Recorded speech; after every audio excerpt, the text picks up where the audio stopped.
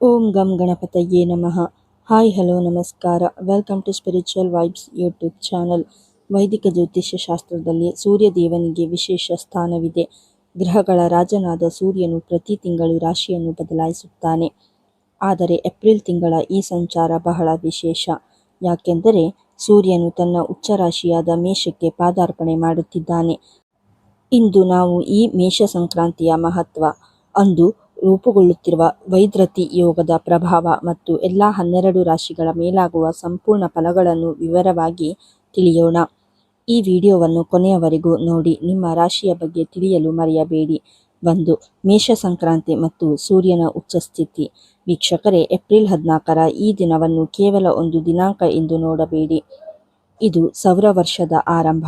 ಸೂರ್ಯನು ಮೀನರಾಶಿಯ ಮೌನದಿಂದ ಹೊರಬಂದು ಅಗ್ನಿತತ್ವದ ಮೇಷರಾಶಿಗೆ ಪಾದಾರ್ಪಣೆ ಮಾಡುತ್ತಾನೆ. ಸಮಯ: ಈ ಬಾರಿ ಏಪ್ರಿಲ್ 14 ಬೆಳಿಗ್ಗೆ 9:09ಕ್ಕೆ ಈ ಅದ್ಭುತ ಘಟನೆ ಸಂಭವಿಸುತ್ತದೆ.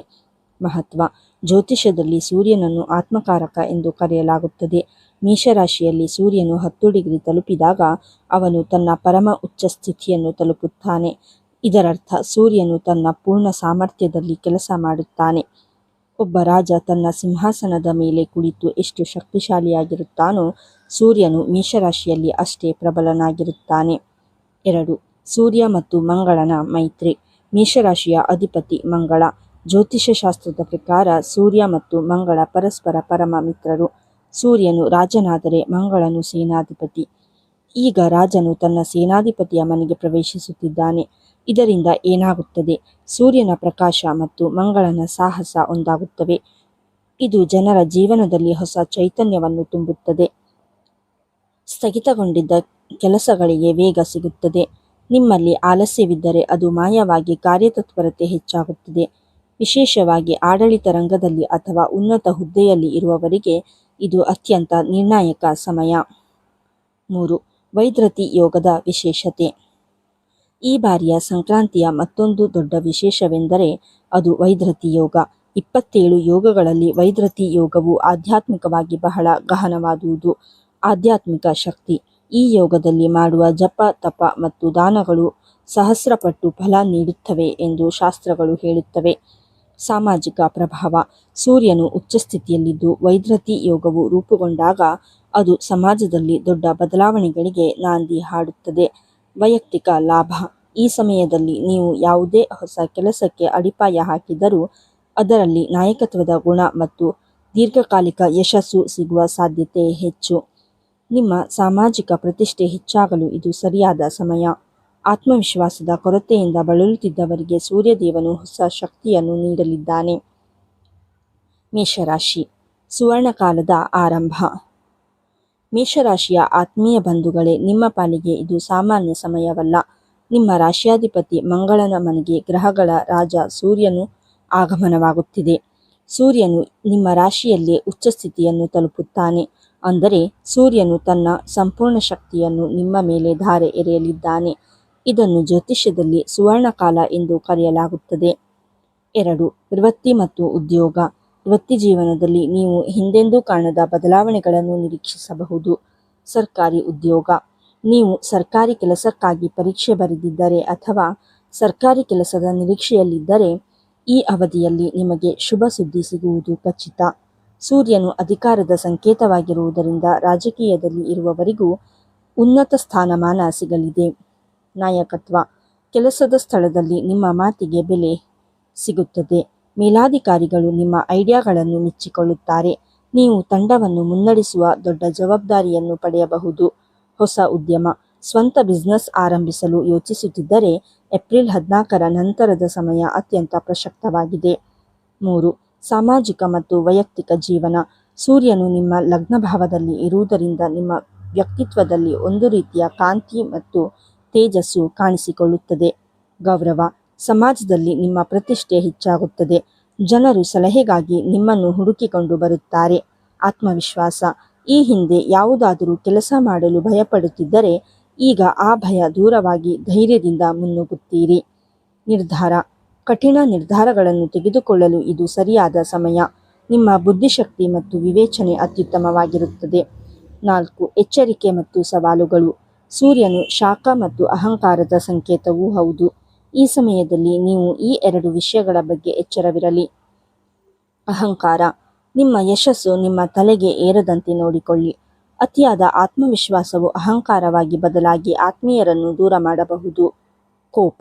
ಸೂರ್ಯ ಮತ್ತು ಮಂಗಳ ಇಬ್ಬರು ಅಗ್ನಿತತ್ವದ ಗ್ರಹಗಳಾದ್ದರಿಂದ ಸಣ್ಣ ವಿಷಯಕ್ಕೂ ಸಿಟ್ಟು ಬರಬಹುದು. ಮಾತಿನ ಮೇಲೆ ನಿಗಾ ಇರಲಿ.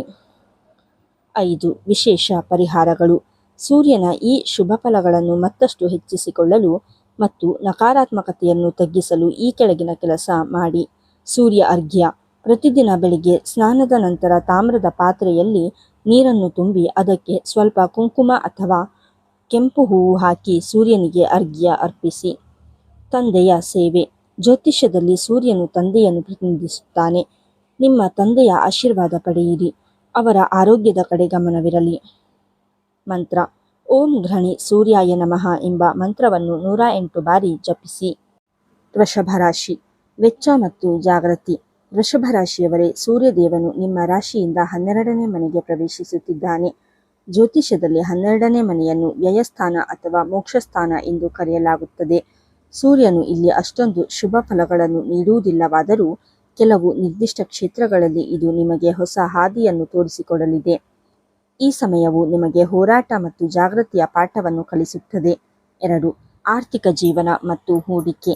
ಆರ್ಥಿಕವಾಗಿ ನೀವು ಈ ಸಮಯದಲ್ಲಿ ಅತಿ ಹೆಚ್ಚು ಎಚ್ಚರಿಕೆ ವಹಿಸಬೇಕು. ಅನಿರೀಕ್ಷಿತ ವೆಚ್ಚ. ನಿಮ್ಮ ಬಜೆಟ್ನಲ್ಲಿ ಇಲ್ಲದ ಖರ್ಚುಗಳು ದಿಢೀರನೆ ಎದುರಾಗಬಹುದು.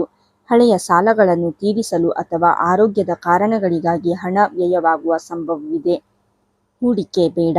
ಷೇರು ಮಾರುಕಟ್ಟೆ ಅಥವಾ ಯಾವುದೇ ರಿಸ್ಕ್ ಇರುವ ಕಡೆಗಳಲ್ಲಿ ಈ ಒಂದು ತಿಂಗಳು ಹಣ ಹೂಡುವ ಮುನ್ನ 100 ಬಾರಿ ಯೋಚಿಸಿ. ಇಲ್ಲದಿದ್ದರೆ ಹಣ ಸಿಲುಕಿಕೊಳ್ಳುವ ಸಾಧ್ಯತೆ ಇದೆ. ಲಾಭದ ಕಿರಣ.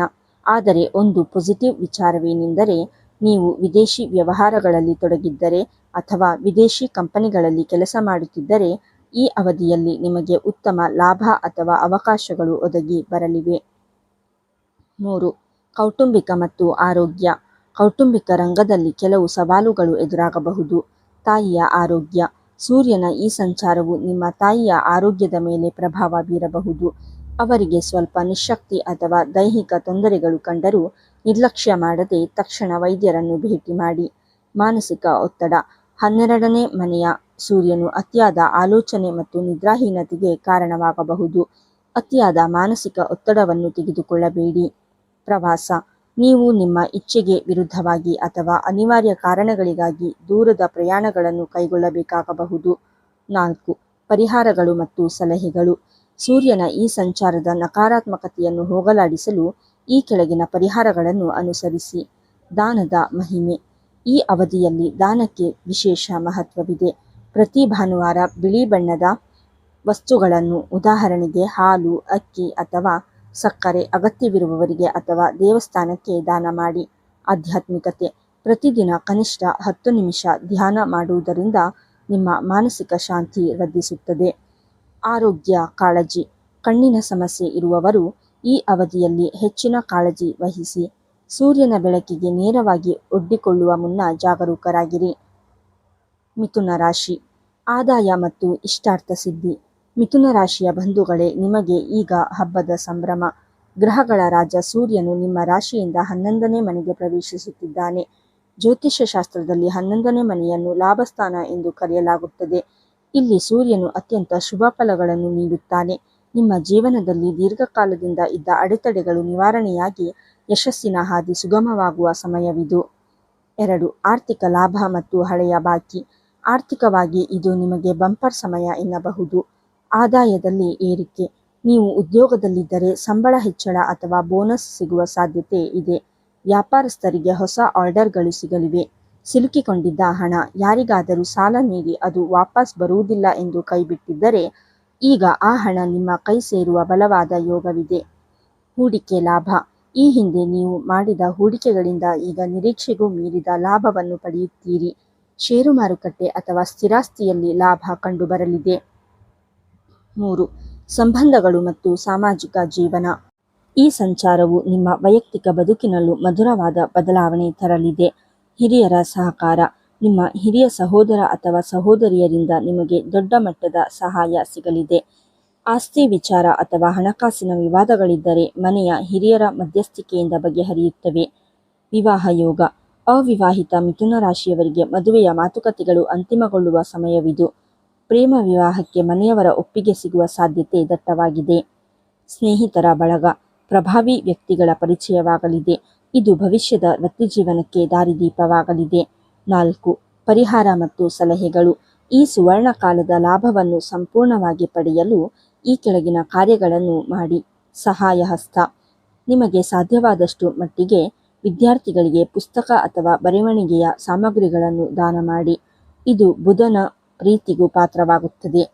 ಆಧ್ಯಾತ್ಮ. 11ನೇ ಮನೆಯ ಸೂರ್ಯನ ಪ್ರಭಾವ ಹೆಚ್ಚಿಸಲು ಭಾನುವಾರಗಳಂದು ವಿಷ್ಣು ಸಹಸ್ರನಾಮ ಪಠಿಸಿ ಅಥವಾ ಕೇಳಿ. ಸಲಹೆ. ಈ ಸಮಯದಲ್ಲಿ ಅತಿಯಾದ ಆತ್ಮವಿಶ್ವಾಸದಿಂದ ಯಾರನ್ನು ಹೀಯಾಳಿಸಬೇಡಿ. ನಿಮ್ಮ ಯಶಸ್ಸನ್ನು ವಿನಮ್ರತೆಯಿಂದ ಸ್ವೀಕರಿಸಿ. ಕರ್ಕಾಟಕ ರಾಶಿ. ವೃತ್ತಿಜೀವನದ ಸುವರ್ಣಘಟ್ಟ. ಕರ್ಕಾಟಕ ರಾಶಿಯವರೇ, ಸೂರ್ಯನ ಈ ಸಂಚಾರವು ನಿಮ್ಮ ಪಾಲಿಗೆ ಅತ್ಯಂತ ಶಕ್ತಿಯುತವಾದುದು. ಸೂರ್ಯನು ನಿಮ್ಮ ರಾಶಿಯಿಂದ 10ನೇ ಮನೆಯಾದ ಕರ್ಮಸ್ಥಾನಕ್ಕೆ ಪ್ರವೇಶಿಸುತ್ತಿದ್ದಾನೆ. ವಿಶೇಷವೇನೆಂದರೆ 10ನೇ ಮನೆಯಲ್ಲಿ ಸೂರ್ಯನು ದಿಗ್ಬಲ ಹೊಂದುತ್ತಾನೆ. ಅಂದರೆ ಇಲ್ಲಿ ಸೂರ್ಯನು ಅತ್ಯಂತ ಬಲಿಷ್ಠನಾಗಿ ನಿಮ್ಮ ವೃತ್ತಿಜೀವನಕ್ಕೆ ಹೊಸ ದಿಕ್ಕನ್ನು ನೀಡಲಿದ್ದಾನೆ. ದೀರ್ಘಕಾಲದಿಂದ ನೀವು ಪಟ್ಟ ಕಷ್ಟಕ್ಕೆ ಈಗ ಫಲ ಸಿಗುವ ಸಮಯ ಹತ್ತಿರ ಬಂದಿದೆ. 2. ಉದ್ಯೋಗ ಮತ್ತು ಸಾಮಾಜಿಕ ಪ್ರತಿಷ್ಠೆ. ವೃತ್ತಿರಂಗದಲ್ಲಿ ನೀವು ಅದ್ಭುತ ಪ್ರಗತಿಯನ್ನು ಕಾಣಲಿದ್ದೀರಿ. ಬಡ್ತಿ ಮತ್ತು ಗೌರವ. ನೀವು ಖಾಸಗಿ ಅಥವಾ ಸರ್ಕಾರಿ ಯಾವುದೇ ಉದ್ಯೋಗದಲ್ಲಿದ್ದರೂ ಈ ಸಮಯದಲ್ಲಿ ನಿಮಗೆ ಹೊಸ ಜವಾಬ್ದಾರಿಗಳು ಅಥವಾ ಬಡ್ತಿ ಸಿಗುವ ಬಲವಾದ ಸಾಧ್ಯತೆ ಇದೆ. ನಿಮ್ಮ ಕಾರ್ಯಕ್ಷಮತೆಯನ್ನು ಮೇಲಾಧಿಕಾರಿಗಳು ಮುಕ್ತಕಂಠದಿಂದ ಶ್ಲಾಘಿಸುತ್ತಾರೆ. ಗಣ್ಯರ ಪರಿಚಯ. ಸಮಾಜದ ಪ್ರಭಾವಿ ವ್ಯಕ್ತಿಗಳು ಅಥವಾ ಉನ್ನತ ಅಧಿಕಾರಿಗಳ ಸಂಪರ್ಕ ನಿಮಗೆ ದೊರೆಯಲಿದೆ. ಈ ಪರಿಚಯಗಳು ನಿಮ್ಮ ಭವಿಷ್ಯದ ಯೋಜನೆಗಳಿಗೆ ಭದ್ರ ಬುನಾದಿ ಹಾಕಲಿವೆ. ಅಧಿಕಾರ ಪ್ರಾಪ್ತಿ. ಆಡಳಿತಾತ್ಮಕ ಕೆಲಸಗಳಲ್ಲಿ ತೊಡಗಿರುವವರಿಗೆ ಈ ಅವಧಿಯು ಅತ್ಯಂತ ಶುಭದಾಯಕವಾಗಿದೆ. ನೀವು ಜನರ ಮೇಲೆ ಪ್ರಭಾವ ಬೀರುವಂತಹ ಸ್ಥಾನಕ್ಕೆ ಏರಲಿದ್ದೀರಿ. 3. ಆಸ್ತಿ ಮತ್ತು ವಾಹನ ಯೋಗ. ನಿಮ್ಮ ಕನಸುಗಳು ನನಸಾಗುವ ಸಮಯವಿದು. ಹೊಸ ಮನೆ ಅಥವಾ ನಿವೇಶನ, ಸ್ವಂತ ಮನೆ ಮಾಡಬೇಕು ಅಥವಾ ಜಾಗ ಖರೀದಿಸಬೇಕು ಎಂದು ದೀರ್ಘಕಾಲದಿಂದ ಯೋಜನೆ ಹಾಕುತ್ತಿದ್ದವರಿಗೆ ಈ ಸಮಯ ಪೂರಕವಾಗಿದೆ. ಬ್ಯಾಂಕ್ ಲೋನ್ ಅಥವಾ ಆರ್ಥಿಕ ಸಹಾಯ ಸುಲಭವಾಗಿ ದೊರೆಯಲಿದೆ. ವಾಹನ ಖರೀದಿ. ಹೊಸ ವಾಹನ ಖರೀದಿಸಲು ಸಿದ್ಧತೆ ನಡೆಸುತ್ತಿದ್ದರೆ ಈ ಮೇಷ ಸಂಕ್ರಾಂತಿಯ ನಂತರದ ದಿನಗಳು ಅತ್ಯಂತ ಶ್ರೇಯಸ್ಕರ. ಆಧುನಿಕ ಸೌಕರ್ಯಗಳು. ನಿಮ್ಮ ಜೀವನ ಶೈಲಿಯಲ್ಲಿ ಸುಧಾರಣೆ ಕಂಡುಬರಲಿದೆ. ಮನೆಯಲ್ಲಿ ಸುಖ ಸಂತೋಷದ ವಾತಾವರಣ ನೆಲೆಸಲಿದ್ದು ಐಷಾರಾಮಿ ವಸ್ತುಗಳ ಸೇರ್ಪಡೆಯಾಗಲಿದೆ. 4. ವಿಶೇಷ ಪರಿಹಾರ ಮತ್ತು ಸಲಹೆಗಳು. ಈ ಶುಭ ಫಲಗಳನ್ನು ಮತ್ತಷ್ಟು ವೃದ್ಧಿಸಿಕೊಳ್ಳಲು ನೀವು ಈ ಕೆಳಗಿನ ಕೆಲಸಗಳನ್ನು ಮರೆಯದೆ ಮಾಡಿ. ಪಿತೃಸೇವೆ. ಜ್ಯೋತಿಷ್ಯದಲ್ಲಿ ಸೂರ್ಯನು ತಂದೆಗೆ ಕಾರಕ. ಹೀಗಾಗಿ ಈ ಅವಧಿಯಲ್ಲಿ ನಿಮ್ಮ ತಂದೆಯ ಆಶೀರ್ವಾದ ಪಡೆಯುವುದು ಅತ್ಯಂತ ಮುಖ್ಯ. ಅವರಿಗೆ ಇಷ್ಟವಾದ ಸಣ್ಣ ಉಡುಗೊರೆಯನ್ನು ನೀಡಿ ಅವರ ಮನಸ್ಸನ್ನು ಸಂತೋಷಪಡಿಸಿ. ಸೂರ್ಯ ನಮಸ್ಕಾರ. ಪ್ರತಿದಿನ ಬೆಳಿಗ್ಗೆ ಸೂರ್ಯ ನಮಸ್ಕಾರ ಮಾಡುವುದರಿಂದ ನಿಮ್ಮ ಆರೋಗ್ಯ ಮತ್ತು ಆತ್ಮವಿಶ್ವಾಸ 2 ಪಟ್ಟು ಹೆಚ್ಚಾಗುತ್ತದೆ. ದಾನ. ಕೆಲಸ ಸಿಗದೆ ಪರದಾಡುತ್ತಿರುವವರಿಗೆ ಅಥವಾ ಬಡವರಿಗೆ ಕೈಲಾದ ಸಹಾಯ ಮಾಡಿ. ಇದು ನಿಮ್ಮ ಕರ್ಮಸ್ಥಾನವನ್ನು ಮತ್ತಷ್ಟು ಬಲಪಡಿಸುತ್ತದೆ. ಸಿಂಹರಾಶಿ. ಭಾಗ್ಯೋದಯದ ಸುಸಮಯ. ಸಿಂಹರಾಶಿಯವರೇ, ಈ ಸಂಚಾರವು ನಿಮಗೆ ಅತ್ಯಂತ ಮಹತ್ವದ್ದು. ಯಾಕೆಂದರೆ ನಿಮ್ಮ ರಾಶ್ಯಾಧಿಪತಿಯೇ ಆಗಿರುವ ಸೂರ್ಯದೇವನು ಈಗ ನಿಮ್ಮ ಭಾಗ್ಯಸ್ಥಾನವಾದ 9ನೇ ಮನೆಗೆ ಪ್ರವೇಶಿಸುತ್ತಿದ್ದಾನೆ. ನಿಮ್ಮ ರಾಶ್ಯಾಧಿಪತಿ ತನ್ನ ಉಚ್ಚ ಸ್ಥಾನದಲ್ಲಿ ಇರುವುದು ಎಂದರೆ ಒಬ್ಬ ರಾಜನು ತನ್ನ ಪೂರ್ಣ ಶಕ್ತಿಯೊಂದಿಗೆ ತನ್ನ ಪ್ರಜೆಗಳನ್ನು ಆಶೀರ್ವದಿಸಲು ಸಿದ್ಧನಾಗಿದ್ದಾನೆ ಎಂದರ್ಥ. ಇದು ನಿಮ್ಮ ಜೀವನದಲ್ಲಿ ಅದೃಷ್ಟದ ಬಾಗಿಲು ತೆರೆಯುವ ಸುಸಮಯ. 2. ಅದೃಷ್ಟ ಮತ್ತು ಯಶಸ್ಸು. ಈ ಅವಧಿಯಲ್ಲಿ ಭಾಗ್ಯ ಅಥವಾ ಅದೃಷ್ಟ ನಿಮ್ಮ ಬೆನ್ನಿಗಿರುತ್ತದೆ. ಸ್ಥಗಿತಗೊಂಡ ಕೆಲಸಗಳು. ಕಳೆದ ಹಲವು ತಿಂಗಳುಗಳಿಂದ ಅಥವಾ ವರ್ಷಗಳಿಂದ ಅರ್ಧಕ್ಕೆ ನಿಂತು ಹೋಗಿದ್ದ ಕೆಲಸಗಳು ಯಾವುದೇ ಅಡೆತಡೆಯಿಲ್ಲದೆ ತಾನಾಗಿಯೇ ಪೂರ್ಣಗೊಳ್ಳುತ್ತವೆ. ಪ್ರವಾಸ ಮತ್ತು ಆಧ್ಯಾತ್ಮ. ದೀರ್ಘಕಾಲದ ಪ್ರವಾಸ ಅಥವಾ ತೀರ್ಥಯಾತ್ರೆಗೆ ನೀವು ಯೋಜನೆ ಹಾಕಿದ್ದರೆ ಅದು ಈಗ ಸಾಕಾರಗೊಳ್ಳುತ್ತದೆ. ಈ ಪ್ರಯಾಣಗಳು ಕೇವಲ ಮನೋರಂಜನೆಗೆ ಮಾತ್ರವಲ್ಲದೆ ನಿಮಗೆ ಹೊಸ ಜೀವನ ದೃಷ್ಟಿಕೋನವನ್ನು ನೀಡಲಿವೆ. ತಂದೆ ಮತ್ತು ಹಿರಿಯರ ಬೆಂಬಲ. 9ನೇ ಮನೆಯು ಪಿತೃಸ್ಥಾನವೂ ಹೌದು. ಹೀಗಾಗಿ ನಿಮ್ಮ ತಂದೆಯ ಕಡೆಯಿಂದ ನಿಮಗೆ ದೊಡ್ಡ ಆರ್ಥಿಕ ಲಾಭ ಅಥವಾ ಆಸ್ತಿ ಹಂಚಿಕೆಯಂತಹ ಶುಭ ಫಲಗಳು ಸಿಗಲಿವೆ. 3. ವಿದ್ಯಾರ್ಥಿಗಳಿಗೆ ಮತ್ತು ಉದ್ಯೋಗಿಗಳಿಗೆ ಶಿಕ್ಷಣ ಮತ್ತು ಉನ್ನತ ವ್ಯಾಸಂಗದ ದೃಷ್ಟಿಯಿಂದ ಇದು ಅಮೃತ ಕಾಲ. ವಿದೇಶಿ ವ್ಯಾಸಂಗ. ನೀವು ವಿದೇಶಕ್ಕೆ ಹೋಗಿ ಉನ್ನತ ಶಿಕ್ಷಣ ಪಡೆಯಬೇಕು ಎಂದು ಕನಸು ಕಾಣುತ್ತಿದ್ದರೆ ವೀಸಾ ಅಥವಾ ಅಡ್ಮಿಷನ್ ಪ್ರಕ್ರಿಯೆಗಳು ಈಗ ಸುಲಭವಾಗಿ ನಡೆಯುತ್ತವೆ. ಸ್ಪರ್ಧಾತ್ಮಕ ಪರೀಕ್ಷೆ.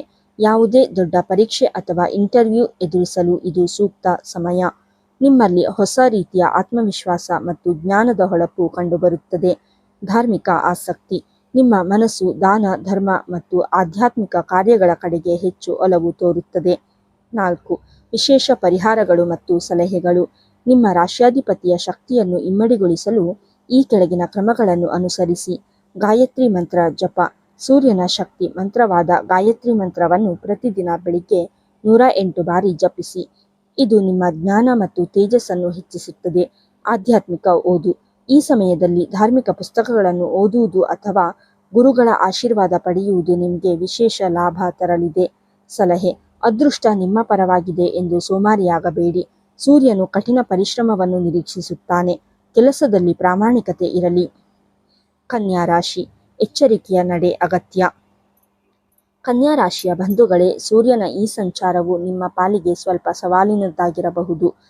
ಯಾಕೆಂದರೆ ಸೂರ್ಯನು ನಿಮ್ಮ ರಾಶಿಯಿಂದ 8ನೇ ಮನೆಗೆ ಪ್ರವೇಶಿಸುತ್ತಿದ್ದಾನೆ.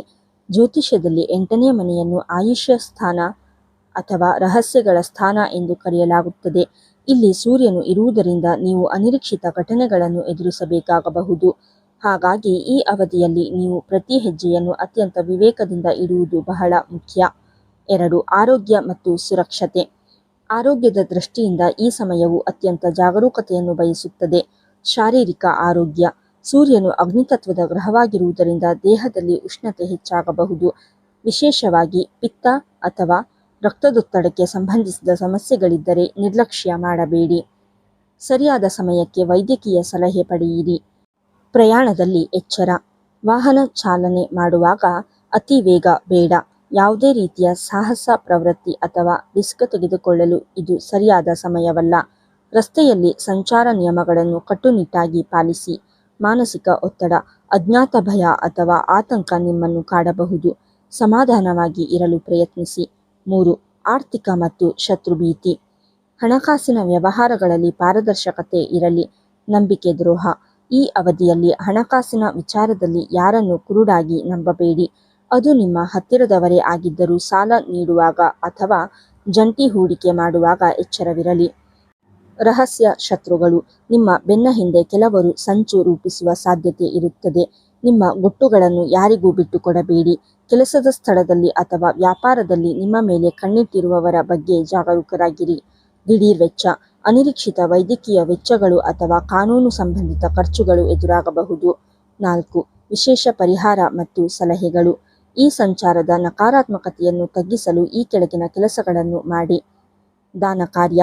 ಭಾನುವಾರಗಳಂದು ಬಡವರಿಗೆ ಅಥವಾ ಅಗತ್ಯವಿರುವವರಿಗೆ ಬೆಲ್ಲ ಮತ್ತು ಗೋಧಿಯನ್ನು ದಾನ ಮಾಡಿ. ಇದು ಸೂರ್ಯನ ದೋಷವನ್ನು ಕಡಿಮೆ ಮಾಡುತ್ತದೆ.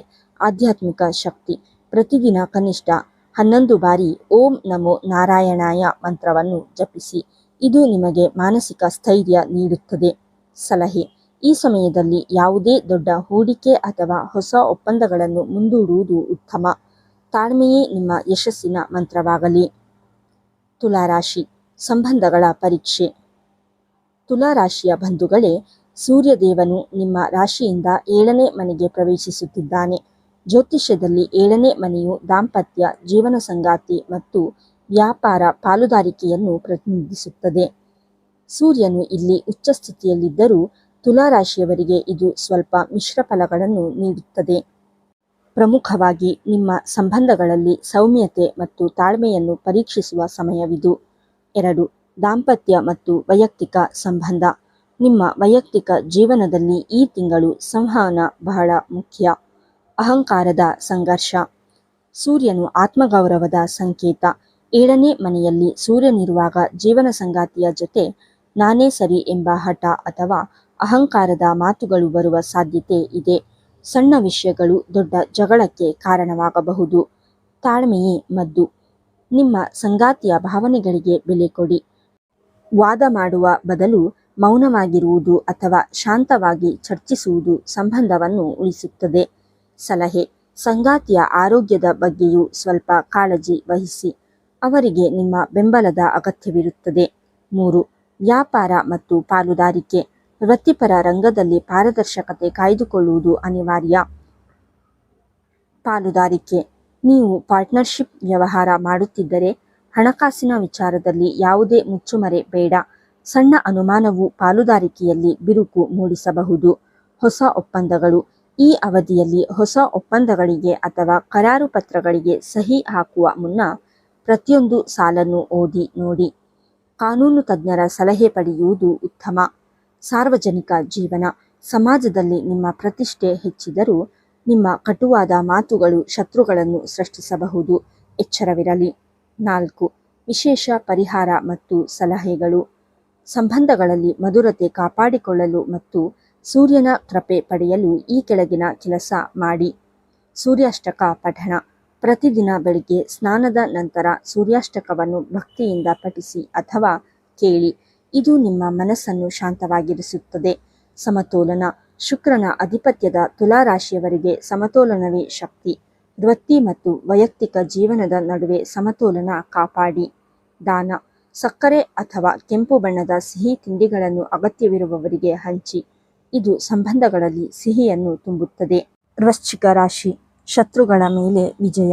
ವೃಶ್ಚಿಕ ರಾಶಿಯ ಬಂಧುಗಳೇ, ಗ್ರಹಗಳ ರಾಜ ಸೂರ್ಯನು ನಿಮ್ಮ ರಾಶಿಯಿಂದ 6ನೇ ಮನೆಗೆ ಪ್ರವೇಶಿಸುತ್ತಿದ್ದಾನೆ. ಜ್ಯೋತಿಷ್ಯ ಶಾಸ್ತ್ರದಲ್ಲಿ 6ನೇ ಮನೆಯನ್ನು ಶತ್ರು, ರೋಗ ಮತ್ತು ಋಣಗಳ ಸ್ಥಾನ ಎಂದು ಕರೆಯಲಾಗುತ್ತದೆ. ಸೂರ್ಯನಂತಹ ಕ್ರೂರ ಮತ್ತು ತೇಜಸ್ವಿ ಗ್ರಹವು ಈ ಮನೆಗೆ ಬಂದಾಗ ಅದು ಈ 3 ಸಮಸ್ಯೆಗಳನ್ನು ಸುಟ್ಟುಹಾಕುತ್ತದೆ. ಈ ಅವಧಿಯು ನಿಮಗೆ ಅತ್ಯಂತ ಲಾಭದಾಯಕವಾಗಿದ್ದು ನಿಮ್ಮ ಶಕ್ತಿ ಮತ್ತು ಪ್ರಭಾವ ಸಮಾಜದಲ್ಲಿ ಹೆಚ್ಚಾಗಲಿದೆ. 2. ಯಶಸ್ಸು ಮತ್ತು ನ್ಯಾಯಾಲಯದ ವ್ಯವಹಾರ. ನಿಮ್ಮ ಪಾಲಿಗೆ ಇದು ವಿಜಯದ ಕಾಲ. ವಿರೋಧಿಗಳ ಪತನ: ನೀವು ಕೆಲಸ ಮಾಡುವ ಸ್ಥಳದಲ್ಲಿ ಅಥವಾ ಸಾಮಾಜಿಕವಾಗಿ ನಿಮ್ಮ ವಿರುದ್ಧ ಸಂಚು ರೂಪಿಸುತ್ತಿದ್ದವರು ಈಗ ತಾನಾಗಿಯೇ ಸೋಲೊಪ್ಪಿಕೊಳ್ಳುತ್ತಾರೆ. ನಿಮ್ಮ ವ್ಯಕ್ತಿತ್ವದ ಮುಂದೆ ಶತ್ರುಗಳು ನಿಲ್ಲಲು ಸಾಧ್ಯವಾಗುವುದಿಲ್ಲ. ಕೋರ್ಟ್ ಕಚೇರಿ ಜಯ. ದೀರ್ಘಕಾಲದಿಂದ ಕಾನೂನು ಹೋರಾಟ ಅಥವಾ ಕೋರ್ಟ್ ಕೇಸುಗಳಲ್ಲಿ ಸಿಲುಕಿಕೊಂಡಿದ್ದರೆ ಈ ಸಂಚಾರದ ಅವಧಿಯಲ್ಲಿ ತೀರ್ಪು ನಿಮ್ಮ ಪರವಾಗಿ ಬರುವ ಬಲವಾದ ಸಾಧ್ಯತೆ ಇದೆ. ಸಾಲ ಮುಕ್ತಿ: ಹಣಕಾಸಿನ ವಿಚಾರದಲ್ಲಿ ನೀವು ಮಾಡಿದ್ದ ಹಳೆಯ ಸಾಲಗಳನ್ನು ತೀರಿಸಲು ಉತ್ತಮ ಅವಕಾಶಗಳು ಒದಗಿ ಬರಲಿವೆ. 3. ಉದ್ಯೋಗ ಮತ್ತು ಸ್ಪರ್ಧಾತ್ಮಕ ಪರೀಕ್ಷೆ. ವೃತ್ತಿರಂಗದಲ್ಲಿ ನಿಮ್ಮ ಕಠಿಣ ಪರಿಶ್ರಮಕ್ಕೆ ಮನ್ನಣೆ ಸಿಗಲಿದೆ. ಉದ್ಯೋಗಸ್ಥರಿಗೆ ಕೆಲಸದ ಸ್ಥಳದಲ್ಲಿ ನಿಮ್ಮನ್ನು ತುಳಿಯಲು ಪ್ರಯತ್ನಿಸುತ್ತಿದ್ದವರಿಗೆ ತಕ್ಕ ಪಾಠ ಸಿಗಲಿದೆ. ನಿಮ್ಮ ಕಾರ್ಯಕ್ಷಮತೆ ಹೆಚ್ಚಾಗಲಿದ್ದು ಮೇಲಾಧಿಕಾರಿಗಳು ನಿಮ್ಮ ಮೇಲೆ ಹೊಸ ನಂಬಿಕೆ ಇಡುತ್ತಾರೆ. ವಿದ್ಯಾರ್ಥಿಗಳಿಗೆ: ಸ್ಪರ್ಧಾತ್ಮಕ ಪರೀಕ್ಷೆಗಳಿಗೆ ತಯಾರಿ ನಡೆಸುತ್ತಿರುವ ವೃಶ್ಚಿಕ ರಾಶಿಯ ವಿದ್ಯಾರ್ಥಿಗಳಿಗೆ ಇದು ಅತ್ಯುತ್ತಮ ಸಮಯ. ನಿಮ್ಮ ಏಕಾಗ್ರತೆ ಹೆಚ್ಚಾಗಲಿದ್ದು ಪರೀಕ್ಷೆಯಲ್ಲಿ ಗಮನಾರ್ಹ ಯಶಸ್ಸು ಸಾಧಿಸುವಿರಿ.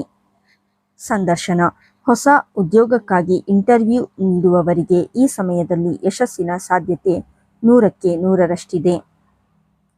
4. ವಿಶೇಷ ಪರಿಹಾರ ಮತ್ತು ಸಲಹೆಗಳು.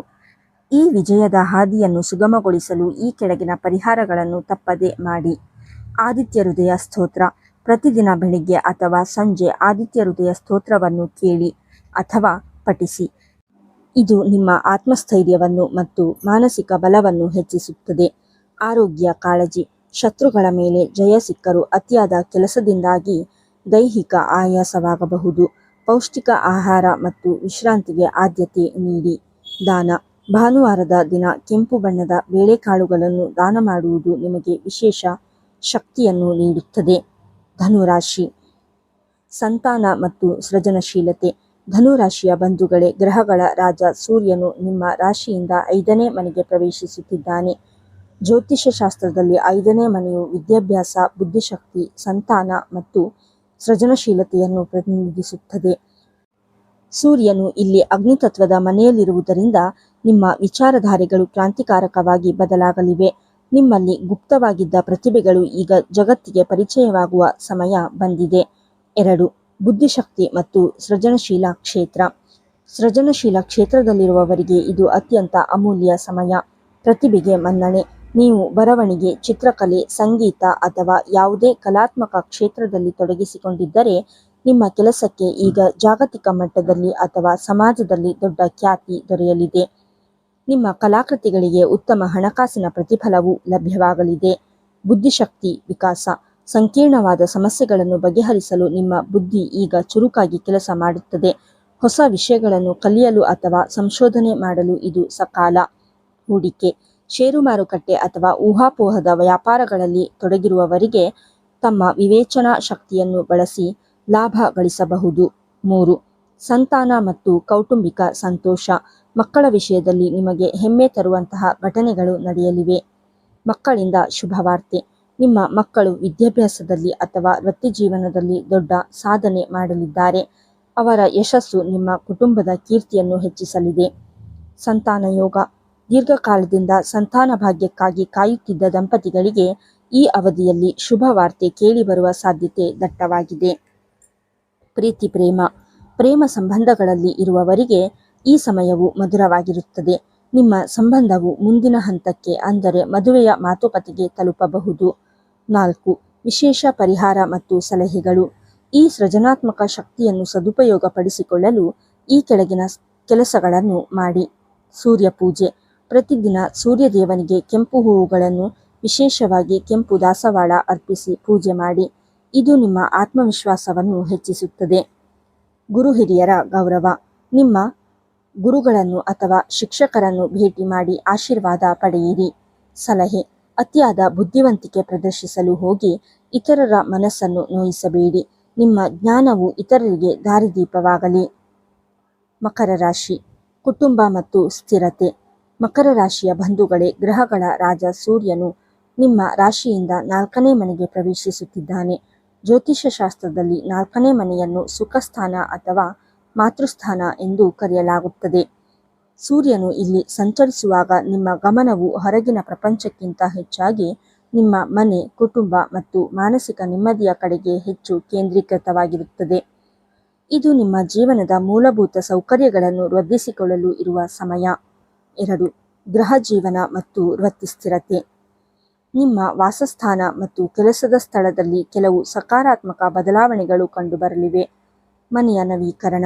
ದೀರ್ಘಕಾಲದಿಂದ ಬಾಕಿ ಉಳಿದಿದ್ದ ಮನೆಯ ಸಣ್ಣಪುಟ್ಟ ರಿಪೇರಿ ಕೆಲಸಗಳು ಅಥವಾ ಪೇಂಟಿಂಗ್ನಂತಹ ಅಲಂಕಾರಿಕ ಕೆಲಸಗಳನ್ನು ನೀವು ಈ ಸಮಯದಲ್ಲಿ ಪೂರ್ಣಗೊಳಿಸುವಿರಿ. ಹೊಸ ಗೃಹೋಪಯೋಗಿ ವಸ್ತುಗಳ ಸೇರ್ಪಡೆಯಾಗುವ ಸಾಧ್ಯತೆ ಇದೆ. ವೃತ್ತಿಪರ ಬೆಂಬಲ. ಕೆಲಸದ ಸ್ಥಳದಲ್ಲಿ ನೀವು ಒಂಟಿಯಾಗಿ ಹೋರಾಡುವ ಅವಶ್ಯಕತೆ ಇಲ್ಲ. ನಿಮ್ಮ ಸಹೋದ್ಯೋಗಿಗಳು ಮತ್ತು ಹಿರಿಯ ಅಧಿಕಾರಿಗಳು ನಿಮಗೆ ಬೆನ್ನೆಲುಬಾಗಿ ನಿಲ್ಲುತ್ತಾರೆ. ಅವರ ಸಹಕಾರದಿಂದ ನೀವು ಕಷ್ಟವೆಂದು ಭಾವಿಸಿದ್ದ ದೊಡ್ಡ ಪ್ರಾಜೆಕ್ಟ್ ಅಥವಾ ಕೆಲಸವನ್ನು ಯಶಸ್ವಿಯಾಗಿ ಮುಗಿಸುವಿರಿ. ಸ್ಥಿರತೆ. ನಿಮ್ಮ ವೃತ್ತಿಜೀವನದಲ್ಲಿ ಒಂದು ರೀತಿಯ ಸ್ಥಿರತೆ ಕಂಡುಬರುತ್ತದೆ. ಇದು ನಿಮಗೆ ಭವಿಷ್ಯದ ಬಗ್ಗೆ ಧೈರ್ಯ ನೀಡುತ್ತದೆ. 3. ಆರ್ಥಿಕ ಜಾಗ್ರತೆ ಮತ್ತು ಮಾನಸಿಕ ಶಾಂತಿ. ಕೆಲವು ವಿಷಯಗಳಲ್ಲಿ ನೀವು ಹೆಚ್ಚಿನ ನಿಗಾ ವಹಿಸುವುದು ಅತ್ಯಗತ್ಯ. ಹೂಡಿಕೆಯಲ್ಲಿ ಆತುರ ಬೇಡ. ಹಣಕಾಸಿನ ವಿಚಾರದಲ್ಲಿ ಯಾರೋ ಹೇಳಿದ ಮಾತು ಕೇಳಿ ಅಥವಾ ಅತಿ ಶೀಘ್ರವಾಗಿ ಲಾಭ ಗಳಿಸುವ ಉದ್ದೇಶದಿಂದ ದೊಡ್ಡ ಹೂಡಿಕೆಗಳನ್ನು ಮಾಡಬೇಡಿ. ಆತುರದ ನಿರ್ಧಾರಗಳು ನಿಮ್ಮ ಆರ್ಥಿಕ ಸ್ಥಿತಿಯ ಮೇಲೆ ಕೆಟ್ಟ ಪರಿಣಾಮ ಬೀರಬಹುದು. ಕುಟುಂಬದೊಂದಿಗೆ ಸಮಯ. ಸೂರ್ಯನ ಶಾಖವು ಮನೆಯಲ್ಲಿ ಸಣ್ಣಪುಟ್ಟ ಭಿನ್ನಾಭಿಪ್ರಾಯ ತರಬಹುದು. ಅದನ್ನು ತಪ್ಪಿಸಲು ಕುಟುಂಬದ ಸದಸ್ಯರೊಂದಿಗೆ ಮುಕ್ತವಾಗಿ ಮಾತನಾಡಿ ಮತ್ತು ಅವರ ಜೊತೆ ಸಮಯ ಕಳೆಯಿರಿ. ಇದು ನಿಮ್ಮ ಮಾನಸಿಕ ಶಾಂತಿಯನ್ನು ವೃದ್ಧಿಸುತ್ತದೆ. ತಾಯಿಯ ಆರೋಗ್ಯ. ನಿಮ್ಮ ತಾಯಿಯ ಆರೋಗ್ಯದ ಕಡೆಗೆ ವಿಶೇಷ ಗಮನವಿರಲಿ.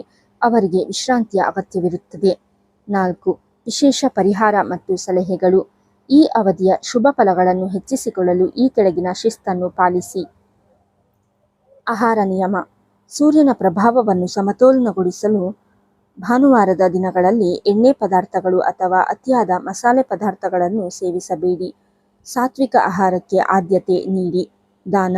ಬಡವರಿಗೆ ಅಥವಾ ಅಗತ್ಯವಿರುವವರಿಗೆ ಬಿಳಿ ಬಣ್ಣದ ಸಿಹಿ ತಿಂಡಿ ಅಥವಾ ಹಾಲನ್ನು ದಾನ ಮಾಡುವುದು ನಿಮ್ಮ ಮನಸ್ಸನ್ನು ಶಾಂತವಾಗಿರಿಸುತ್ತದೆ. ಸಲಹೆ. ಹೊರಗಿನ ಒತ್ತಡವನ್ನು ಮನೆಗೆ ತರಬೇಡಿ. ಮನೆಯನ್ನು ನಿಮ್ಮ ನೆಮ್ಮದಿಯ ತಾಣವಾಗಿರಿಸಿಕೊಳ್ಳಿ. ಕುಂಭರಾಶಿ. ಸಾಹಸ ಮತ್ತು ಪರಾಕ್ರಮ. ಕುಂಭರಾಶಿಯ ಬಂಧುಗಳೇ, ಗ್ರಹಗಳ ರಾಜ ಸೂರ್ಯನು ನಿಮ್ಮ ರಾಶಿಯಿಂದ 3ನೇ ಮನೆಗೆ ಪ್ರವೇಶಿಸುತ್ತಿದ್ದಾನೆ. ಜ್ಯೋತಿಷ್ಯ ಶಾಸ್ತ್ರದಲ್ಲಿ 3ನೇ ಮನೆಯನ್ನು ಪರಾಕ್ರಮ ಸ್ಥಾನ ಅಥವಾ ಸಹೋದರ ಸ್ಥಾನ ಎಂದು ಕರೆಯಲಾಗುತ್ತದೆ. ಸೂರ್ಯನಂತಹ ತೇಜಸ್ವಿ ಗ್ರಹವು ಇಲ್ಲಿ ಸಂಚರಿಸುವಾಗ ನಿಮ್ಮಲ್ಲಿ ಅಡಗಿದ್ದ ಭಯ ದೂರವಾಗಿ ಒಂದು ರೀತಿಯ ಅದ್ಭುತ ಧೈರ್ಯ ಮತ್ತು ಸಾಹಸ ಪ್ರವೃತ್ತಿ ಜಾಗೃತವಾಗುತ್ತದೆ. ಯಾವುದೇ ಕಠಿಣ ಸವಾಲುಗಳನ್ನು ಎದುರಿಸಲು ನೀವು ಈಗ ಸನ್ನದ್ಧರಾಗುತ್ತೀರಿ. 2. ಸಂವಹನ ಮತ್ತು ಪ್ರಭಾವಶಾಲಿ ಮಾತು. ನಿಮ್ಮ ವ್ಯಕ್ತಿತ್ವದಲ್ಲಿ ಈ ಸಮಯದಲ್ಲಿ ದೊಡ್ಡ ಬದಲಾವಣೆ ಕಂಡುಬರಲಿದೆ. ವಾಕ್ಚಾತುರ್ಯತೆ. ನಿಮ್ಮ ಮಾತು ಈಗ ಕೇವಲ ಶಬ್ದಗಳಲ್ಲ, ಅವು ಜನರನ್ನು ಆಕರ್ಷಿಸುವ ಶಕ್ತಿಯನ್ನು ಹೊಂದಿರುತ್ತವೆ. ನೀವು ಮಾರ್ಕೆಟಿಂಗ್, ಸೇಲ್ಸ್ ಅಥವಾ ಶಿಕ್ಷಕ ವೃತ್ತಿಯಲ್ಲಿದ್ದರೆ ನಿಮ್ಮ ಸಂವಹನ ಕಲೆಯ ಮೂಲಕ ದೊಡ್ಡ ಮಟ್ಟದ ಯಶಸ್ಸು ಸಾಧಿಸುವಿರಿ. ಸಣ್ಣ ಪ್ರಯಾಣಗಳು. ವೃತ್ತಿ ಅಥವಾ ವ್ಯವಹಾರದ ನಿಮಿತ್ತ ನೀವು ಮಾಡುವ ಸಣ್ಣ ಪ್ರಯಾಣಗಳು ನಿರೀಕ್ಷೆಗೂ ಮೀರಿದ ಲಾಭವನ್ನು ತಂದುಕೊಡಲಿವೆ. ಹೊಸ ಗ್ರಾಹಕರನ್ನು ಭೇಟಿ ಮಾಡಲು ಇದು ಸರಿಯಾದ ಸಮಯ. ಸಹೋದರರ ಬೆಂಬಲ. ನಿಮ್ಮ ಕಿರಿಯ ಸಹೋದರ ಸಹೋದರಿಯರಿಂದ ನಿಮಗೆ ಸಹಾಯ ಸಿಗಲಿದೆ. ಅವರೊಂದಿಗೆ ಇದ್ದ ಭಿನ್ನಾಭಿಪ್ರಾಯಗಳು ಬಗೆಹರಿದು ಸಂಬಂಧ ಗಟ್ಟಿಯಾಗಲಿದೆ. 3. ಸರ್ಕಾರಿ ಲಾಭ ಮತ್ತು ನಾಯಕತ್ವ. ಅಧಿಕಾರ ಮತ್ತು ಆಡಳಿತದ ದೃಷ್ಟಿಯಿಂದ ಇದು ಅಮೃತ ಕಾಲ. ಸರ್ಕಾರಿ ಯೋಜನೆಗಳು. ನೀವು ಸರ್ಕಾರಕ್ಕೆ ಸಂಬಂಧಿಸಿದ ಯಾವುದೇ ಕೆಲಸಗಳಿಗಾಗಿ ಅಥವಾ ಯೋಜನೆಗಳ ಲಾಭ ಪಡೆಯಲು ಪ್ರಯತ್ನಿಸುತ್ತಿದ್ದರೆ ಈ ಒಂದು ತಿಂಗಳು ಅತ್ಯಂತ ಶುಭದಾಯಕ. ಸೂರ್ಯನ ಕೃಪೆಯಿಂದ ಫೈಲ್ಗಳು ವೇಗವಾಗಿ ವಿಲೇವಾರಿಯಾಗಲಿವೆ. ನಾಯಕತ್ವದ ವೇದಿಕೆ. ಸಮಾಜದಲ್ಲಿ ಅಥವಾ ನೀವು ಕೆಲಸ ಮಾಡುವ ಸಂಸ್ಥೆಯಲ್ಲಿ ನಿಮಗೆ ನಾಯಕತ್ವ ವಹಿಸುವ ಅವಕಾಶ ಸಿಗಲಿದೆ. ನಿಮ್ಮ ನಿರ್ಧಾರ ತೆಗೆದುಕೊಳ್ಳುವ ಸಾಮರ್ಥ್ಯವನ್ನು ಎಲ್ಲರೂ ಮೆಚ್ಚುತ್ತಾರೆ. ರಾಜಕೀಯ ಆಸಕ್ತಿ. ರಾಜಕೀಯ ಕ್ಷೇತ್ರದಲ್ಲಿ ಇರುವವರಿಗೆ ಹೊಸ ಜವಾಬ್ದಾರಿ ಅಥವಾ ಉನ್ನತ ಸ್ಥಾನಮಾನ ಸಿಗುವ ಬಲವಾದ ಯೋಗವಿದೆ. 4. ವಿಶೇಷ ಪರಿಹಾರ ಮತ್ತು ಸಲಹೆಗಳು. ಈ ಪರಾಕ್ರಮದ ಶಕ್ತಿಯನ್ನು ಸಕಾರಾತ್ಮಕವಾಗಿ ಬಳಸಿಕೊಳ್ಳಲು ಈ ಕೆಳಗಿನ ಕೆಲಸ ಮಾಡಿ. ಮಂತ್ರ ಜಪ. ಪ್ರತಿದಿನ ಬೆಳಿಗ್ಗೆ ಸೂರ್ಯನ ಎದುರು ನಿಂತು ಅಥವಾ ಮನೆಯಲ್ಲೇ ದೀಪ ಹಚ್ಚಿ ಓಂ ಸೂರ್ಯಾಯ ನಮಃ ಎಂಬ ಮಂತ್ರವನ್ನು ಕನಿಷ್ಠ 21 ಬಾರಿ ಸ್ಮರಿಸಿ. ಇದು ನಿಮ್ಮ ಪ್ರತಿಭೆಯನ್ನು ಹೆಚ್ಚಿಸುತ್ತದೆ. ಧರ್ಮ ಕಾರ್ಯ. ಈ ಸಮಯದಲ್ಲಿ ನೀವು ದೈಹಿಕವಾಗಿ ಶ್ರಮದಾಯಕವಾದ ಕೆಲಸಗಳಲ್ಲಿ ತೊಡಗಿಸಿಕೊಳ್ಳುವುದು ಉತ್ತಮ. ಯೋಗ ಅಥವಾ ವ್ಯಾಯಾಮಕ್ಕೆ ಆದ್ಯತೆ ನೀಡಿ. ಸಲಹೆ. ನಿಮ್ಮ ಧೈರ್ಯವು ಅತಿಯಾದ ಆತ್ಮವಿಶ್ವಾಸವಾಗಿ ಬದಲಾಗದಂತೆ ನೋಡಿಕೊಳ್ಳಿ. ಸಾಹಸ ಮಾಡುವಾಗ ಸುರಕ್ಷತೆಯ ಬಗ್ಗೆ ಗಮನವಿರಲಿ. ಮೀನರಾಶಿ. ವಾಕ್ ಚತುರತೆ ಮತ್ತು ಹಣಕಾಸು. ಮೀನರಾಶಿಯ ಬಂಧುಗಳೇ, ರಾಶಿ ಚಕ್ರದ ಕೊನೆಯ ರಾಶಿಯಾದ ನಿಮಗೆ ಸೂರ್ಯದೇವನು 2ನೇ ಮನೆಗೆ ಪ್ರವೇಶಿಸುತ್ತಿದ್ದಾನೆ. ಜ್ಯೋತಿಷ್ಯದಲ್ಲಿ 2ನೇ ಮನೆಯನ್ನು ಧನಸ್ಥಾನ ಮತ್ತು ಕುಟುಂಬ ಸ್ಥಾನ ಅಥವಾ ವಾಕ್ ಸ್ಥಾನ ಎಂದು ಕರೆಯಲಾಗುತ್ತದೆ. ಸೂರ್ಯನು ಇಲ್ಲಿ ಸಂಚರಿಸುವಾಗ ನಿಮ್ಮ ಆರ್ಥಿಕ ಪರಿಸ್ಥಿತಿ ಮತ್ತು ನೀವು ಆಡುವ ಮಾತಿನ ಮೇಲೆ ನೇರವಾದ ಪ್ರಭಾವ ಬೀರುತ್ತಾನೆ. ಇದು ಸವಾಲು ಮತ್ತು ಅವಕಾಶಗಳ ಮಿಶ್ರಣದ ಸಮಯ. 2. ಮಾತು ಮತ್ತು ಸಂವಹನ. ನಿಮ್ಮ ಮಾತಿನ ಮೇಲೆ ಈ ಒಂದು ತಿಂಗಳು ಹಿಡಿತವಿರಲಿ. ನೇರ ನುಡಿ. ಸೂರ್ಯನ ಪ್ರಭಾವದಿಂದ ನಿಮ್ಮ ಮಾತುಗಳು ಅತ್ಯಂತ ನೇರವಾಗಿ ಮತ್ತು ಸತ್ಯವಾಗಿರುತ್ತವೆ. ಆದರೆ ನೆನಪಿಡಿ, ಎಲ್ಲರಿಗೂ ಸತ್ಯವನ್ನು ಅರಗಿಸಿಕೊಳ್ಳುವ ಶಕ್ತಿ ಇರುವುದಿಲ್ಲ. ನಿಮ್ಮ ನೇರ ಮಾತುಗಳು ನಿಮ್ಮ ಹಿತೈಷಿಗಳಿಗೆ ಅಥವಾ ಕುಟುಂಬದವರಿಗೆ ನೋವುಂಟು ಮಾಡಬಹುದು. ಹಾಗಾಗಿ ಮೃದುವಾಗಿ ಮಾತನಾಡುವುದನ್ನು ರೂಢಿಸಿಕೊಳ್ಳಿ. ಕೌಟುಂಬಿಕ ಸಂಬಂಧ. ವಿಶೇಷವಾಗಿ ಅತ್ತೆ ಮಾವಂದಿರ ಜೊತೆ ಅಥವಾ ಸಾಲಿಗೆ ಸಂಬಂಧಿಸಿದ ವ್ಯಕ್ತಿಗಳ ಜೊತೆ ಮಾತನಾಡುವಾಗ ತಾಳ್ಮೆ ಇರಲಿ. ಅಸಮಾಧಾನದ ಮಾತುಗಳು ಸಂಬಂಧದಲ್ಲಿ ಬಿರುಕು ಮೂಡಿಸಬಹುದು. ಸಲಹೆ. ಸಭೆ ಸಮಾರಂಭಗಳಲ್ಲಿ ಮಾತನಾಡುವ ಮುನ್ನ ಒಮ್ಮೆ ಯೋಚಿಸಿ. ನಿಮ್ಮ ವ್ಯಕ್ತಿತ್ವವನ್ನು ನಿಮ್ಮ ಮಾತುಗಳೇ ನಿರ್ಧರಿಸುತ್ತವೆ. 3. ಆರ್ಥಿಕ ಪರಿಸ್ಥಿತಿ ಮತ್ತು ಹಣಕಾಸು. ಹಣದ ಹರಿವು ಇದ್ದರೂ ಉಳಿತಾಯದ ಕಡೆ ಗಮನವಿರಲಿ. ಒಳಹರಿವು. ಸೂರ್ಯನ ಉಚ್ಚಸ್ಥಿತಿಯು ನಿಮಗೆ ವಿವಿಧ ಮೂಲಗಳಿಂದ ಹಣ ಬರುವಂತೆ ಮಾಡುತ್ತದೆ. ಬಾಕಿ ಇರುವ ಹಣ ಕೈ ಸೇರಬಹುದು ಅಥವಾ ಉದ್ಯೋಗದಲ್ಲಿ ಬೋನಸ್ ಸಿಗಬಹುದು. ಖರ್ಚಿನ ಭೀತಿ. ಹಣ ಎಷ್ಟು ವೇಗವಾಗಿ ಬರುತ್ತದೆಯೋ ಅಷ್ಟೇ ವೇಗವಾಗಿ ಖರ್ಚಾಗುವ ಸಾಧ್ಯತೆಯೂ ಇದೆ. ಅನಗತ್ಯ ಐಷಾರಾಮಿ ವಸ್ತುಗಳ ಮೇಲೆ ಹಣ ವ್ಯಯ ಮಾಡಬೇಡಿ. ಹಿರಿಯರ ಮಾರ್ಗದರ್ಶನ. ಯಾವುದೇ ದೊಡ್ಡ ಹೂಡಿಕೆ ಮಾಡುವ ಮುನ್ನ ನಿಮ್ಮ ತಂದೆ ಅಥವಾ ಕುಟುಂಬದ ಹಿರಿಯರ ಸಲಹೆಯನ್ನು ಪಡೆಯುವುದು ನಿಮಗೆ ದೊಡ್ಡ ನಷ್ಟದಿಂದ ಪಾರು ಮಾಡುತ್ತದೆ. 4. ವಿಶೇಷ ಪರಿಹಾರ ಮತ್ತು ಸಲಹೆಗಳು. ಆರ್ಥಿಕ ಸ್ಥಿರತೆ ಮತ್ತು ಮಾನಸಿಕ ಶಾಂತಿಗಾಗಿ ಈ ಪರಿಹಾರಗಳನ್ನು ಪಾಲಿಸಿ. ಗೋದಾನದ ಫಲ. ಈ ಅವಧಿಯಲ್ಲಿ ಗೋಸೇವೆ ಮಾಡುವುದು ನಿಮಗೆ ಅತ್ಯಂತ ಶ್ರೇಯಸ್ಕರ. ಸಾಧ್ಯವಾದರೆ ಹಸುವಿಗೆ ಗೋಧಿಯಿಂದ ಮಾಡಿದ ರೊಟ್ಟಿ ಅಥವಾ ಬೆಲ್ಲವನ್ನು ತಿನ್ನಿಸಿ. ಇದು ಸೂರ್ಯನ ಕೃಪೆಗೆ ಪಾತ್ರರಾಗಲು ಇರುವ ಸರಳ ಮಾರ್ಗ. ಆರೋಗ್ಯ. ಕಣ್ಣಿನ ಸಮಸ್ಯೆ ಅಥವಾ ಹಲ್ಲು ನೋವಿನಂತಹ ಸಣ್ಣ ಪುಟ್ಟ ತೊಂದರೆಗಳು ಕಾಣಿಸಿಕೊಳ್ಳಬಹುದು. ನಿರ್ಲಕ್ಷ್ಯ ಬೇಡ. ಮಂತ್ರ: ಪ್ರತಿದಿನ ಸ್ನಾನದ ನಂತರ ಓಂ ಆದಿತ್ಯಾಯ ನಮಃ ಮಂತ್ರವನ್ನು ಸ್ಮರಿಸಿ. ವಿಶೇಷ ಪರಿಹಾರಗಳು. ವೀಕ್ಷಕರೇ, ಇಲ್ಲಿಯವರೆಗೆ ನಾವು 12 ರಾಶಿಗಳ ಫಲಗಳನ್ನು ನೋಡಿದ್ದೇವೆ. ಸೂರ್ಯನ ಈ ಸಂಚಾರವು ನಿಮ್ಮ ರಾಶಿಗೆ ಅಶುಭ ಫಲ ನೀಡುವಂತಿದ್ದರೆ ಜ್ಯೋತಿಷ್ಯ ಶಾಸ್ತ್ರದಲ್ಲಿ ಕೆಲವು ಸರಳ ಹಾಗೂ ಶಕ್ತಿಯುತ ಪರಿಹಾರಗಳನ್ನು ಹೇಳಲಾಗಿದೆ. ದಾನದ ಮಹಿಮೆ. ಸೂರ್ಯನು ಅಗ್ನಿತತ್ವದ ಗ್ರಹ. ಅವನ ಪ್ರಭಾವವನ್ನು ಸಮತೋಲನಗೊಳಿಸಲು ದಾನಕ್ಕಿಂತ ಮಿಗಿಲಾದ ಪರಿಹಾರವಿಲ್ಲ. ಸೂರ್ಯನ ಸಂಚಾರವಿರುವ ಈ 1 ತಿಂಗಳ ಕಾಲ ಪ್ರತಿ ಭಾನುವಾರ ತಪ್ಪದೆ ಗೋಧಿ ಮತ್ತು ಬೆಲ್ಲವನ್ನು ದಾನ ಮಾಡಿ. ಇವು ಸೂರ್ಯನಿಗೆ ಪ್ರಿಯವಾದ ವಸ್ತುಗಳು. ಈ ದಾನವನ್ನು ಬಡವರಿಗೆ ಅಥವಾ ಗೋಶಾಲೆಗೆ ನೀಡುವುದರಿಂದ ನಿಮ್ಮ ಜಾತಕದಲ್ಲಿ ಸೂರ್ಯನ ದೋಷವಿದ್ದರೆ ಅದು ನಿವಾರಣೆಯಾಗಿ ಜೀವನದಲ್ಲಿ ಸಕಾರಾತ್ಮಕತೆ ತುಂಬುತ್ತದೆ. ಆದಿತ್ಯ ಹೃದಯ ಸ್ತೋತ್ರದ ಶಕ್ತಿ. ಸೂರ್ಯನ ಕೃಪೆ ಪಡೆಯಲು ಇರುವ ಮತ್ತೊಂದು ಶ್ರೇಷ್ಠ ಮಾರ್ಗವೆಂದರೆ ಆದಿತ್ಯ ಹೃದಯ ಸ್ತೋತ್ರ. ಶ್ರೀರಾಮಚಂದ್ರನೇ ರಾವಣನ ವಿರುದ್ಧದ ಯುದ್ಧದ ಸಮಯದಲ್ಲಿ ಅಗಸ್ತ್ಯ ಮುನಿಗಳ ಉಪದೇಶದಂತೆ ಇದನ್ನು ಪಠಿಸಿ ಜಯಗಳಿಸಿದನು. ನೀವು ಪ್ರತಿದಿನ ಬೆಳಿಗ್ಗೆ ಸ್ನಾನದ ನಂತರ ಇದನ್ನು ಪಠಿಸಿ ಅಥವಾ ಮನೆಯಲ್ಲಿ ಪ್ಲೇ ಮಾಡಿ. ಇದು ಕೇವಲ ಧಾರ್ಮಿಕ ಶ್ಲೋಕವಲ್ಲ, ಇದು ನಿಮ್ಮ ಆತ್ಮವಿಶ್ವಾಸವನ್ನು ಹೆಚ್ಚಿಸಿ ಮಾನಸಿಕ ಧೈರ್ಯವನ್ನು ನೀಡುವ ಒಂದು ಅಸ್ತ್ರವಿದ್ದಂತೆ. ನೋಡಿದ್ರಲ್ಲ ಸ್ನೇಹಿತರೆ, 2026ರ ಈ ಮೇಷ ಸಂಕ್ರಾಂತಿಯು ಮತ್ತು ಸೂರ್ಯನ ಉಚ್ಚಸ್ಥಿತಿಯು ಸಕಲ ರಾಶಿ ಚಕ್ರಗಳ ಮೇಲೆ ಎಂತಹ ಬದಲಾವಣೆಗಳನ್ನು ತರಲಿದೆ ಎಂದು. ಜ್ಯೋತಿಷ್ಯವು ನಮಗೆ ಮುನ್ನೆಚ್ಚರಿಕೆ ನೀಡುವ ದಾರಿದೀಪವಿದ್ದಂತೆ. ಸಕಾರಾತ್ಮಕ ಯೋಚನೆ ಮತ್ತು ಪ್ರಾಮಾಣಿಕ ಪ್ರಯತ್ನವಿದ್ದರೆ ನಾವು ಯಾವುದೇ ಸಂಕಷ್ಟವನ್ನು ಎದುರಿಸಬಹುದು. ಈ ಮಾಹಿತಿ ನಿಮಗೆ ಉಪಯುಕ್ತ ಅನಿಸಿದರೆ ಈಗಲೇ ಈ ವಿಡಿಯೋವನ್ನು ಲೈಕ್ ಮಾಡಿ ಮತ್ತು ನಿಮ್ಮ ಫ್ರೆಂಡ್ಸ್ ಹಾಗೂ ಫ್ಯಾಮಿಲಿ ಜೊತೆ ಶೇರ್ ಮಾಡಿ. ನಿಮ್ಮ ರಾಶಿ ಯಾವುದು? ಈ ಸಂಚಾರದ ಬಗ್ಗೆ ನಿಮ್ಮ ಅಭಿಪ್ರಾಯವೇನು ಎಂಬುದನ್ನು ತಪ್ಪದೆ ಕಮೆಂಟ್ ಬಾಕ್ಸ್ನಲ್ಲಿ ತಿಳಿಸಿ. ಇದೇ ರೀತಿಯ ದಿನನಿತ್ಯದ ರಾಶಿ ಭವಿಷ್ಯ, ಪೂಜಾ ವಿಧಿಗಳು ಮತ್ತು ಆಧ್ಯಾತ್ಮಿಕ ರಹಸ್ಯಗಳಿಗಾಗಿ ನಮ್ಮ ಸ್ಪಿರಿಚುವಲ್ ವೈಬ್ಸ್ ಚಾನಲ್ ಅನ್ನು ಈಗಲೇ ಸಬ್ಸ್ಕ್ರೈಬ್ ಮಾಡಿ ಹಾಗೂ ಬೆಲ್ ಐಕಾನ್ ಒತ್ತಿ. ನಮ್ಮ ಪ್ರತಿಯೊಂದು ವಿಡಿಯೋ ನಿಮಗೆ ಜೀವನದಲ್ಲಿ ಧನಾತ್ಮಕ ಬದಲಾವಣೆ ತರಲಿ ಎನ್ನುವುದೇ ನಮ್ಮ ಆಶಯ. ಮುಂದಿನ ವಿಡಿಯೋದಲ್ಲಿ ಮತ್ತೊಂದು ಆಸಕ್ತಿದಾಯಕ ವಿಷಯದೊಂದಿಗೆ ನಿಮ್ಮನ್ನು ಭೇಟಿಯಾಗುತ್ತೇನೆ. ಅಲ್ಲಿಯವರೆಗೆ ಸೂರ್ಯದೇವನ ಕೃಪೆ ನಿಮ್ಮ ಮೇಲಿರಲಿ.